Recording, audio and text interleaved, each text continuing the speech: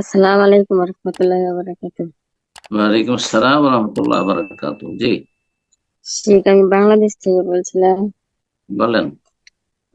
আমার প্রশ্ন হলো যে মেয়েরা যখন গর্ভবতী হয় তখন যে নর্মাল ডেলিভারি হয়, আর সিজার যখন হয় মানে তখন কয়দিন পর মানে নামাজ পড়া যায় যায় মানে নর্মাল ডেলিভারি ও সিজারের সময়, আল্লাহ। সিজারে পরে।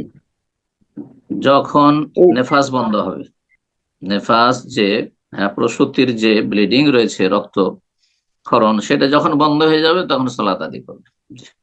আর যদি রক্ত চলতেই থাকে, রক্ত বের হতেই থাকে, তাহলে ম্যাক্সিমাম 40 দিন, 40 দিন পরে সেটা অসুখের কারণে ধরে নেবে, ইস্তেহাজা ধরবে।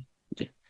এমনিতে 40 দিন নাই, আর সিজার হয়েছে আর তারপরে 3 দিন, 4 দিন, 5 দিন পরে রক্ত বন্ধ হয়ে গেছে আর কোনো ব্লিডিং আসছে না, তাহলে সে পাক হয়ে গেছে, পাক হয়ে গেছে, গোসল করে সালাত আদায় করবে।